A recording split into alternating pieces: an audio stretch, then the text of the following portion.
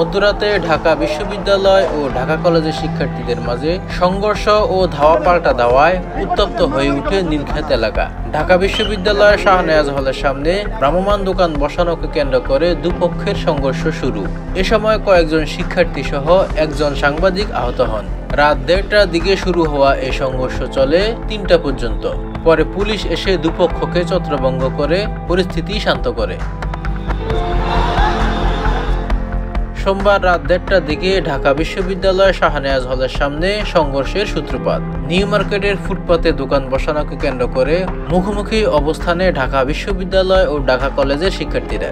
এ সময় এক পক্ষ অপর পক্ষকে লক্ষ্য করে ইট পাটকেল নিক্ষেপ করে ভাঙচুর করা হয় ভ্রাম্যমাণ দোকানও। সংঘর্ষের সময় দুপক্ষের মাঝামাঝি অবস্থান নেয় আইন শৃঙ্খলা বাহিনীর সদস্যরা। পরিস্থিতি নিয়ন্ত্রণে দুপক্ষকে ধাওয়া দিয়ে সরিয়ে দেয় পুলিশ। ঘটনাস্থলে যান ঢাকা বিশ্ববিদ্যালয়ের ভিপি সাদিক গায়েব। দুই পক্ষকে বুঝিয়ে শান্ত করার চেষ্টা করেন তিনি। যারা হামলা করছে, যেভাবে লাঠি মারছে, যেভাবে হচ্ছে এখানে ইট পাটকেল নিক্ষেপ করছে, আমরা সবাই আইডেন্টিফাই করব। সবাইকে আইডেন্টিফাই করে তাদের সবার বিচার আওতায় নিয়ে আসা হবে।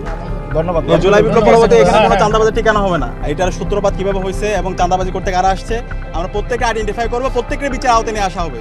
ঢাকা বিশ্ববিদ্যালয় এইখানে এই জুলাই বিপ্লব পরবর্তী কোনো চাঁদাবাজির ঠিকানা হবে না। যারা এই চাঁদাবাজ করেছে, যারা শিক্ষার্থী আমাদের ভাইদের উপর মেরে রক্তাক্ত করছে, তাদের প্রত্যেকের বিচার আওতায় নিয়ে আসা হবে। ঢাকা বিশ্ববিদ্যালয় ও ঢাকা কলেজের শিক্ষার্থীরা সংঘর্ষের জন্য একে অপরকে দোষারোপ করেন। একই সাথে পুলিশের বিরুদ্ধে ক্ষোভ প্রকাশ করেন তারা। তাৎক্ষণিকভাবে আমরা ঢাকা কলেজের সবাই আসছি এই জায়গায়। বিশ্ববিদ্যালয়ের কিছু শিক্ষার্থী রয়েছে শাহনেওয়াজ হলের এবং ঢাকা কলেজের, তাদের মধ্যে যে ভুল বুঝাবুঝি নিয়ে যে পরিবেশটা সৃষ্টি হয়েছিল, আমরা ঢাকা কলেজের বিভিন্ন ছাত্র সংগঠনের নেতৃবৃন্দ এই জায়গায় আছে এবং আমাদের স্যাররাও আসছেন এই জায়গায়। আমরা এসে দুই পক্ষের পরিস্থিতি স্বাভাবিক হয়েছে, এখন অনেকটাই নিয়ন্ত্রণের ভিতরে আছে। মানে হল থেকে ৩-৪টা ককটেল মারছে। আমি এই জায়গায় উপস্থিত হওয়ার পর থেকে 3-4টা ককটেল হল থেকে মানে শাহনেওয়াজ হলের মতো একটা ইউনিভার্সিটির মতো ক্যাম্পাস থেকে হলে কিভাবে ককটেল থাকে।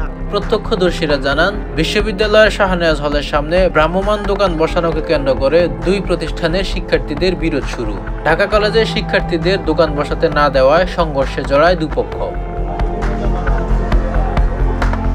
রাত ৩টার দিকে সড়ক থেকে দুই পক্ষকে সরিয়ে দেয় পুলিশ। অপ্রীতিকর পরিস্থিতি এড়াতে অতিরিক্ত পুলিশ মোতায়েন করা হয়েছে। পরিস্থিতি নিয়ন্ত্রণে আমাদের পুলিশের পক্ষ থেকে পর্যাপ্ত সংখ্যক অতিরিক্ত ফোর্স মোতায়েন করা হয়েছে। বর্তমানে পরিস্থিতি স্বাভাবিক রয়েছে। আমরা বিষয়টি আরও খতিয়ে দেখব যে আসলে কি ঘটেছে। ঢাকা বিশ্ববিদ্যালয় ও ঢাকা কলেজের শিক্ষার্থীদের সংঘর্ষের ঘটনায় বেসরকারি টেলিভিশনের এক সংবাদকর্মী আহত হন। তাকে ঢাকা মেডিকেলে চিকিৎসা দেওয়া হয়।